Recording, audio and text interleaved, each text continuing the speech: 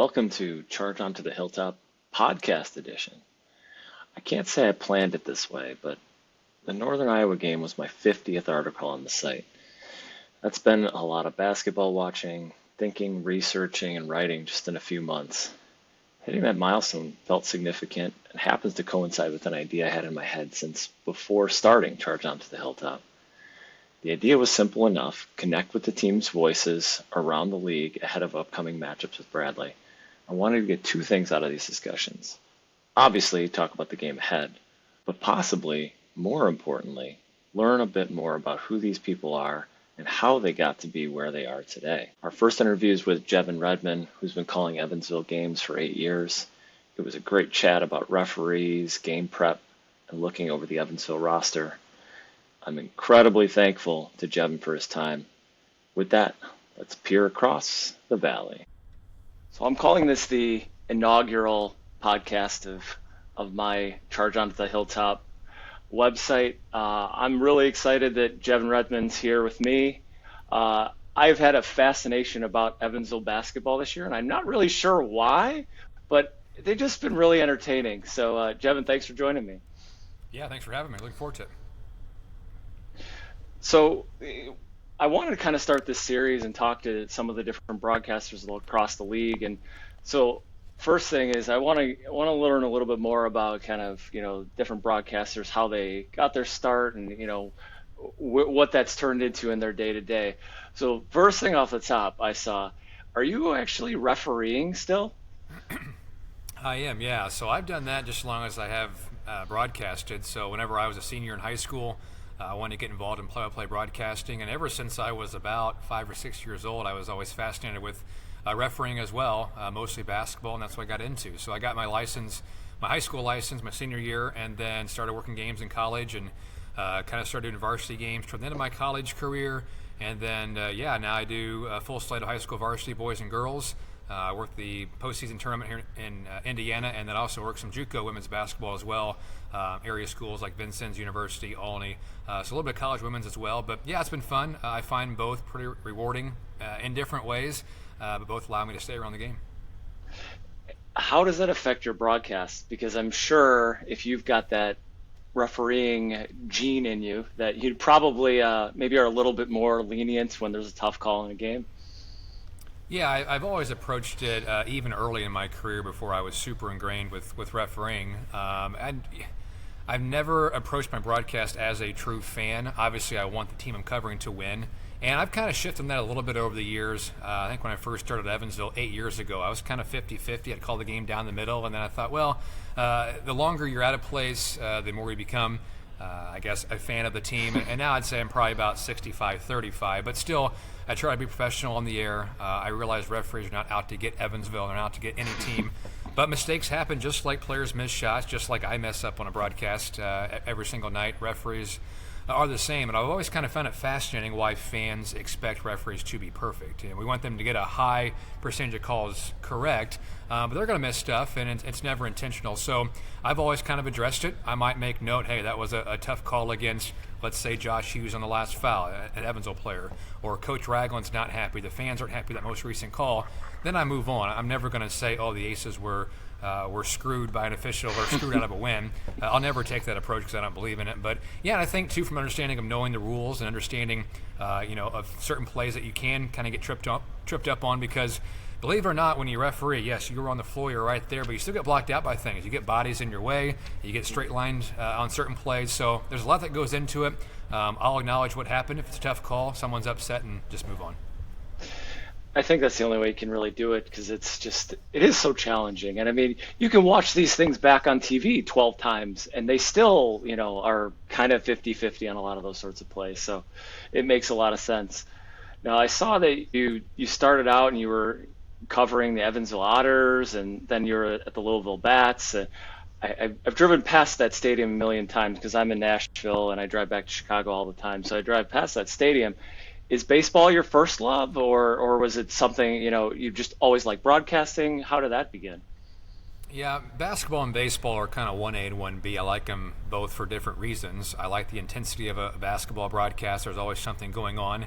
I think basketball is easier to broadcast as a play-by-play guy than baseball. Less time to fill. If you get a blowout in basketball, you still can just call the action. Whereas baseball, you got to find storylines and other ways to keep fans in tune with the game. If it's 10-1 the seventh inning, you kind of know who's going to win, so you got to find some other avenue to keep fans attracted to your broadcast.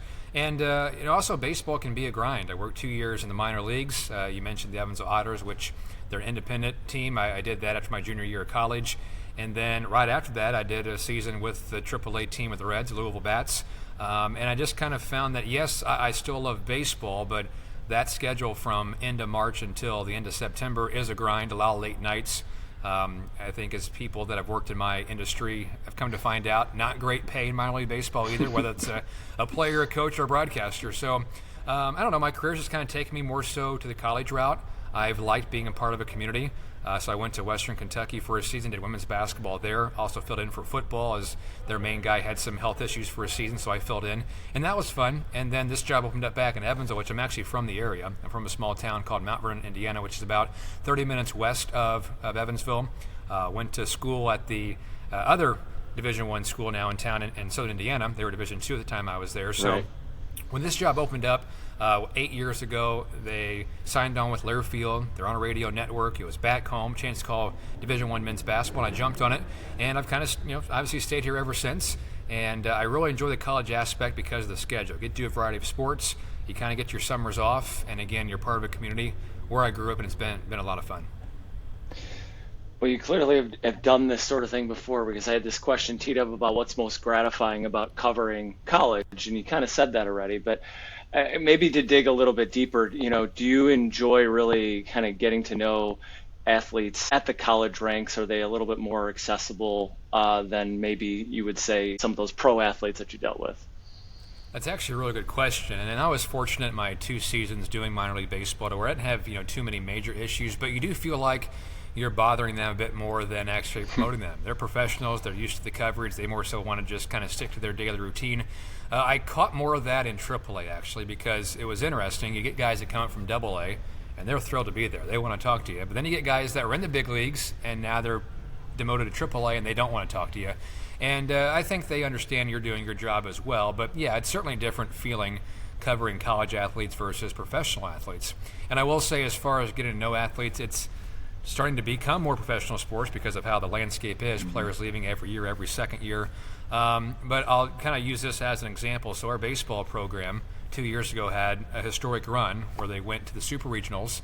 They were a win away from the College World Series, lost the number 1 team in Tennessee, who eventually won the national championship. But that run was really orchestrated by a core of about 10 players that started here in 2021. They're right around 500, made a big stride forward in 2022.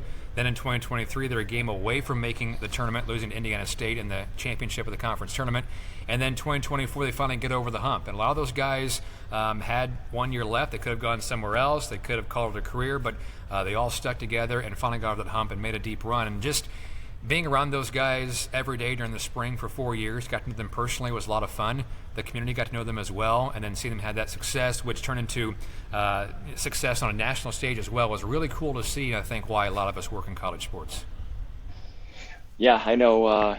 From my perspective, long ago I covered all the teams at Bradley, and it is unique, and it's, I'm sure, very different covering the teams these days than it was 20 years ago when I was in college. But it was definitely, it was unique, and even at the different sports it was interesting because your access even back then to a basketball player, and especially a men's player, was colossally different than if you wanted to talk to a golfer. They'd come over to your dorm room practically, and nowadays access to players, especially the men's basketball players, is just a little bit more challenging. Yeah, I will say, as far as covering those 2 sports with men's basketball and baseball, I'm trying to think how to phrase this because I don't mean it to be a negative, but I think men's basketball players are way more used to the publicity and the interviews. It's a more popular sport in terms of amount of fans that come to games. I will say the Evansville community with baseball really follow along. I get just as much interaction actually from fans during baseball as I do basketball, and we have some loyal basketball fans as well. But I just found that baseball doesn't get covered, especially at this level, as much as basketball does. So anytime you get a chance to do an interview or a social media segment with a player, they jump on it and they really appreciate that coverage. Yeah, I'm sure they do. So now, you said 8+ years doing men's hoops. I'm really curious what your week setup is, especially in the depths of Valley play. You got 2, sometimes 3, but usually 2 games a week. How does your week set up? Are you doing all kinds of prep? Are you talking to people from the other team? Are you doing a lot of your own research? Just kind of how is your setup before game day? Kind of how does that usually look? Yeah, to answer that, I'll kind of use the example of really the schedule we've been on the last 3 weeks, where we play on a Wednesday and then a Saturday. Basically, Evansville's been on a stretch where they played a game, had 2 days off, play a game, 2 days off. It's been a bit of a grind ever since Christmas break, but let's just use the model of a game on Wednesday, game on Saturday. So Monday, a lot of times, we will tape our coaches show. So a couple of times a week, myself and Coach Ragland actually taped one this morning inside of this gym. We do about a 30-minute coaches show, put it out on social media in the afternoon. And then once a month, we do a live show in the evening at Troni's on Weinbach, which is right next to the University of Evansville campus. So that's kind of my Monday, prepping for the show, getting things ready. If I have some time, I'll lay out my broadcast charts. And then Tuesday, the day before the game, is when I do finish up my charts, get everything ready to go, updated stats, bios, what players did, last game, certain trends. I'll print those off typically the day before the game, and then the day of, I'll sort through the game notes, look for other trends and just other kind of minor notes that I can hand write in, then I'm ready to call the game. So Wednesday, you've got a game. Then Thursday, you're kind of starting that cycle over again. I'll also edit interviews for the pregame show or for social media, edit radio highlights. And then Friday, you're finishing up your charts again, you print them off, and you're ready to go for the game Saturday. So it becomes a pretty consistent schedule, especially throughout the conference season. I've got to know, quite a few of the radio voices throughout the Valley, so I'll catch up with them, any storylines that are outside of game notes. And if I have time, I haven't watched as much this year as I like to in previous years, but I maybe watch the previous game of the opponent we're playing, just to kind of get an idea of how they play. It's certainly easier. For example, Evansville's playing Bradley Tuesday this week. We've already played Bradley, so I've got their charts already done from the last time, just to update a few things, and I've seen them play. So, yeah, that's basically kind of my schedule each week. Hopefully catch a game or two of the opponent, but then also I factor in, I do referee on my off nights. So normally Tuesday, Friday, Saturday nights, I'm refereeing a high school game, maybe a JUCO game somewhere. So I would say 5 or 6 nights out of the week I'm in a gym somewhere. It's a busy life. What I think is interesting about that is the grind never really stops, and you sort of have to take these little bits and pieces from these teams as you watch them along the way. I mean, I've written extensively about all these teams at this point, and it's fascinating as the season goes on how teams evolve. Specifically, I would say in Evansville's case, I mean, the ongoing Connor Turnbull, is he going to play, is he not going to play saga. I just feel like that has to be really difficult from a team perspective, because from everything I can gather, it just seems like he's got a chronic knee issue, and he could literally, because I forget which game it was, it's one of the home games where he was literally in the starting lineup. It was the Belmont game and then they got a technical foul out of the gate because they had to take him out of the lineup in the last 5 minutes or something. So, how has the team been able to kind of deal with that? Because it's got to be frustrating for him too. I from everything I can tell, he's a gamer. He's the kind of guy who wants to be out there, but it seems like it's just this perpetual nagging injury issue that keeps knocking him out of games. Yeah, it's something that he has battled really ever since he was at Butler, and then especially day one here on campus. And I thought last year, the final month and a half, he was able to get some treatment and really play through any type of pain that he had. And this year has been a different story, and it was kind of flared up on him the last month or so. And I think as far as the team and handling that situation, the Belmont game where everyone thought, hey, he's going to play, and then he didn't, was a tough adjustment to make 10 minutes for tip-off. Because honestly, whenever I taped the pregame with Coach Ragland and was on the air to start the broadcast, our understanding was he was going to play, and then just couldn't give it a go. They make that change, and all of a sudden they've got to kind of change their game plan, right? Against Belmont, they fell down double digits, eventually came back in the second half, cut it to 1. They're late, and lost a close game. But it's interesting you bring this up because when I taped the show with Coach Ragland this morning, he basically said, hey, with the 8 guys that we have right now, from the game on Wednesday against Murray State and then Saturday against Indiana State, our game plan is a bit different without Turnbull, and we know that going in, so we can be more prepared now for that. And that's kind of their approach now here in the coming weeks. He's listed as day-to-day. There is a good chance he could play Tuesday night against Bradley, or we see him the next week. I don't know. He's day-to-day. It's just kind of a situation that develops as we go throughout the week. But what Coach Ragland's kind of told his group is, hey, we're going to plan that Connor's not with us. We're going to game plan with these 8. And then when Connor's ready to go and he's healthy, we're not going to rush him back. Then we'll slot him back in the rotation and figure out how to play with him. So right now the mindset is, hey, we've got 8 guys. That doesn't include Connor Turnbull, who is still listed as day-to-day. And when he does come back, he'll be an addition to the group. Does that turn into more minutes for Dyson Merva? Because I've seen, like I said, I've watched a lot of Evansville basketball this year, and I've seen this gradual progression. It's not exactly the same kind of skill set because he's more mobile, but I've watched Caillou a lot at Bradley, and you look at that young freshman. Well, Caillou's not exactly a freshman, but he plays like somebody who's rather inexperienced and doesn't get a lot of minutes. But I've been seeing more contributions, especially on the defensive end. Do you think that with Turnbull being out or potentially out, that you're going to see more minutes out of Dyson Merva? Yeah, I think you have to, just from a number standpoint, right? And when James Dyson Merva came to campus, he was a very late addition. If memory serves right, they got him in like early August, so he missed all of the summer workouts. First time he was with the team was essentially whenever they started practice in September. And he has slowly developed throughout the season. It's been challenging because, again, you're behind Hughes and Casey and Turnbull. When all those guys are healthy and playing well, where does James see minutes in the lineup? So, he's had some spots where I think he's played well. Honestly, I think his best game came Saturday against Indiana State. They were hurting Evansville around the rim, points in the paint, and just could not figure out a way to stop Ian Scott, who had 24 points, 11 rebounds. Some other guys were hurting them on back cuts and whatnot, just didn't have the rim protection. And they turned to James Dyson Merva off the bench. He got a couple of block shots in the first half, made a couple of good passes offensively. He also got a bucket on offensive rebounds. So I think that's realistically what you can expect from him when he does see minutes. And they knew coming in he was going to be raw. This first year he's going to have to play through some things, but they feel like the ceiling is very high for him. And if they can keep him and retain some players in year 2 and year 3, I think you can really see him grow once he gets kind of an off-season with his coaching staff. But honestly, with how James Dyson Merva has played the last 2 games and what we are expecting from him this season, we'll certainly take it.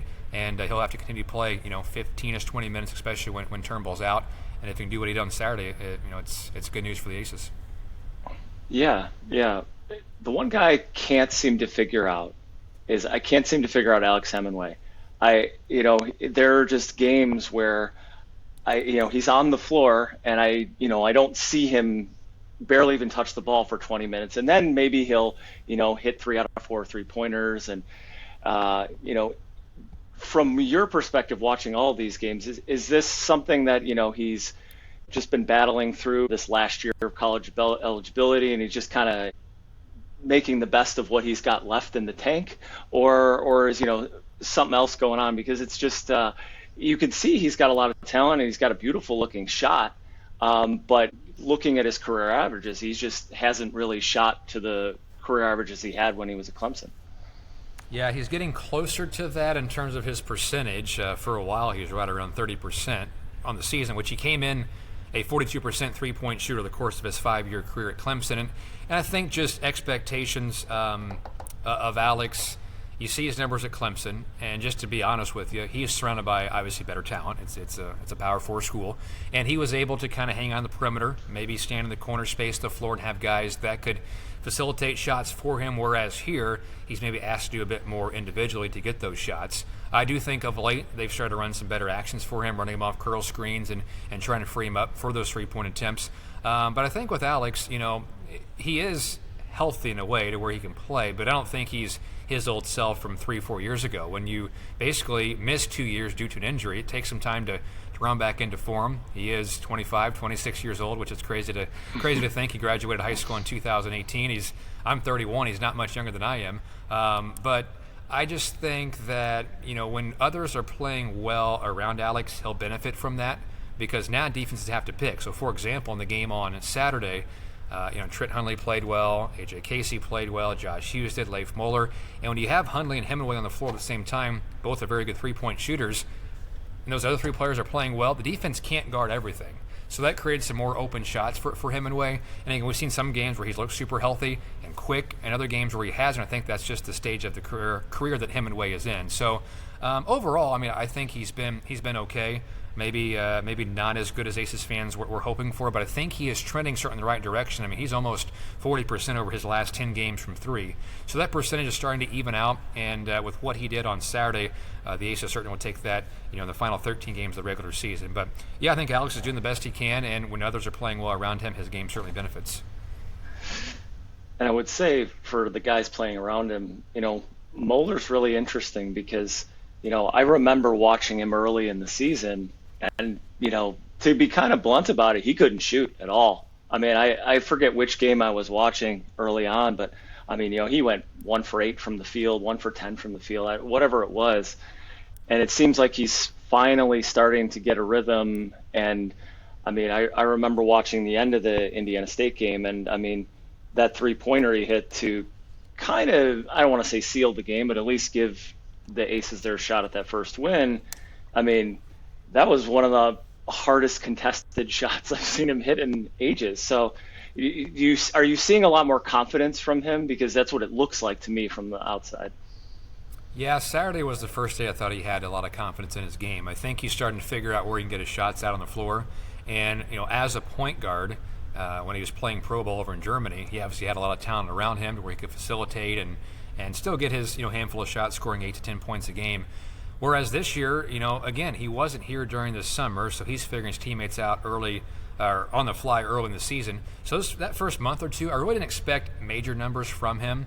I will say it's taken him a bit longer to kind of figure out than I anticipated, but I thought the first 8 to 10 games of the year might be a struggle for him. It's a different style game. It's more physical. I think it's a quicker game than what he's used to over in Germany. The possessions, the shot clock similar, but the possessions I think are quicker over than it was in Germany. So he's figuring out kind of how he can attack the defense and also what his teammates can do around him. But I thought on Saturday was the best we've seen him as an ace. There was one play that stood out. He caught the ball in the right corner in the first half, and he went darting down the right baseline. It was an explosive move.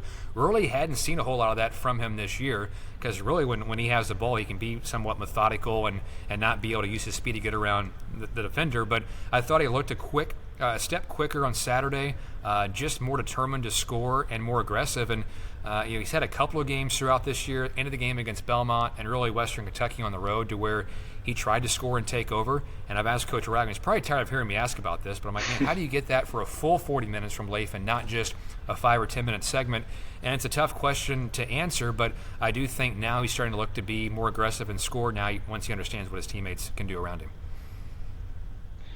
Oh, for sure. I mean, I see this a lot with Timothy Vandernap at Bradley. I mean, similar guy, now in his second year, and he barely played at all last year. And in the NIT, he suddenly got minutes because Zeke Montgomery opted out of the NIT, and so here we go. He gets thrust into these massive minutes after barely even playing, and now you could see he was a step slow. And even early on this season, he was. You'd see him and he'd have 3-point opportunities. He's a decent shooter, and now he's gradually being more confident in those. But then his ability to take the ball to the basket has been, kind of an essential thing for Bradley to get secondary scoring, because, if teams can shut down Birch and Johnson, I mean, it can really be a struggle. So having him in there is kind of that, wing power forward, small forward type is kind of helped balance out the team a lot more than just kind of relying on this, constant drive to the hoop and getting free throws is essentially what the Bradley offense was for a lot of the first half of the season.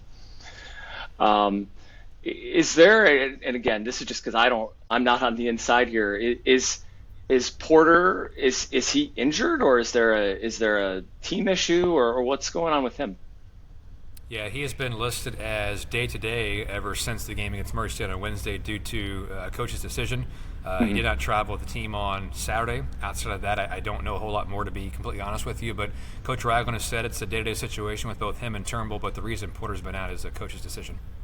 Yeah, that's what I gathered, and yeah, I didn't see him on the bench, and it's all been sad for me because I love those slashing type point guard, not point guard, more of a off guard, but I love watching his game across the season and thought he just gives a different element to the Evansville team that maybe isn't really on the roster. So yeah, hopefully for the Aces, he gets back sometime soon. Looking back at the last game against Bradley, um, Hughes had a massive first half and then just basically was invisible the whole second half.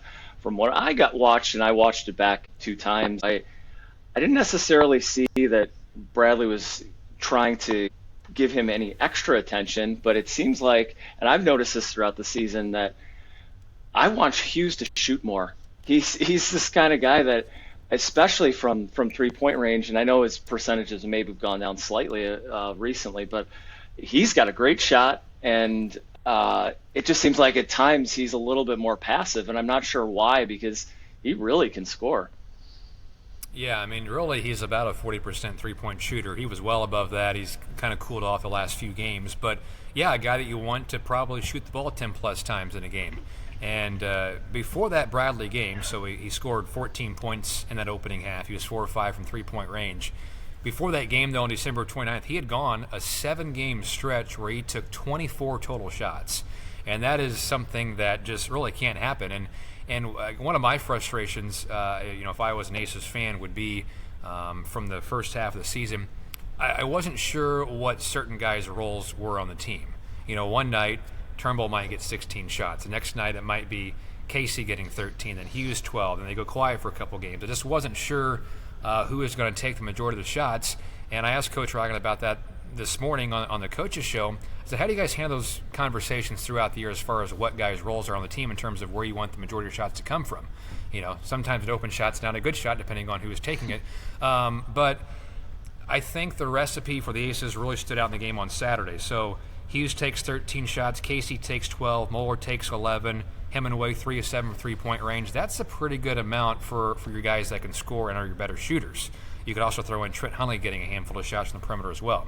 But Coach Ragland basically said, hey, early in the season, we like to give everyone the opportunity to kind of figure out where our scoring is going to come from. Sure, you have somewhat of a game plan before the year starts, but you have to adjust that throughout the season. And he thought the recipe that they showed on Saturday and early in the game on Wednesday against Murray State, they shot 50% from the field as well. The right guys were taking the shots, and so I think if they can continue that core guys getting the majority of the attempts, you'll see those offensive numbers continue to trend up. But as far as Hughes, you're right. I mean, some games he's assertive. He'll shoot from the perimeter. And I think of late, his last few games, he's done some better work around the rim. He's shown some good footwork and scoring at the rim. But, yeah, for Josh, you want him taking 10-plus shots a game and having that aggressive mindset because he is a good shooter. It's just he's kind of been up and down in how aggressive he's been this year. And then looking at kind of some of the stats that stood out to me in the last game, Bradley just killed Evansville on fast break points. It was 21-2 in that particular game. And, that is how Bradley tries to beat teams. They try to speed them up. They try to, turn you over, get as many steals. The Jaquan Johnson and his, nearly leading the country in steals has been well talked about in Bradley circles. But, it is a collective. Montana Wheeler's fabulous at turning guys over. What do you see as adjustments that Evansville can make to kind of slow that down? Now, it wasn't a high turnover game. I think Evansville only had 11 turnovers in that game, but Bradley did take a really strong advantage on those particular plays where they got steals and were able to get easy points. Yeah, it was an interesting game to kind of follow because Evansville jumps out to 13-0 lead to start the game. Starting 5 was really firing on all cylinders. Bradley works themselves back in the game. It's a 2-point game at halftime, and then Bradley starts the second half in that 13-1 run, which I didn't necessarily think the Aces played poorly during that stretch. They missed 3 or 4 shots around the rim. I thought Bradley's physicality defensively gave, especially Turnbull, some problems. Turnbull was held scoreless in that game. Some of the other bigs, struggled around the rim scoring as well. So I think the Aces have to be ready for that physicality, protecting the ball because, as you mentioned, you don't want Bradley to get out and run. Obviously, Johnson's going to get his points. He's averaging 17 a game, had 17 last time out. They got to find a way to make those 17 points difficult on him. So whether it's making a lot of challenge jump shots, but they have to have him reach his amount without getting to the foul line. That's one of his strengths, and really Johnson just kind of put Bradley on his back there early in that second half. A part of that 13-1 run to begin the second half, where he got to the foul line I think 9 times in the game, was 9 of 9, and a lot of those came in that about 4 or 5 minute stretch. So yeah, defending without fouling, be ready for the physicality from Bradley defensively, not turn the ball over, which allowed them to get out in transition. And I expect to be another competitive game. Evansville, for the most part, competes when they're at home, and I expect Tuesday night to be really no different. And certainly the Aces feel like that's a game they could have won a couple weeks ago. Oh yeah, and I wrote this in kind of my recap at the end of the Northern Iowa game. Is this feels like that classic trap game, because Bradley's got the big rivalry game against Illinois State coming up on the weekend, and how these guys, they tell them, okay, yeah, you've got to be up for every game, but the reality is that you face the team who's near the bottom of the standings, and it's tough because you are looking forward to that rivalry game coming up on the weekend. But yeah, from everything I've seen, I personally still can't believe that Evansville doesn't have more wins than they do, because they play so hard. They give people a lot of tough games, and I felt bad because I was watching the end of the last game, and they tried to give that game away too. They had it in the bag, and then they had the turnover. They had the Hundley had the traveling violation, and then the whole thing with Moeller and stepping in bounds and not in bounds. And I do wonder if, even though this is a little bit of a psychological thing, if finally getting the monkey off the back after kind of giving away a couple games, not hitting free throws down the stretch, and a couple of those home games like the Drake game, if that can kind of propel them forward to say, hey, maybe we actually can start winning some of these close games.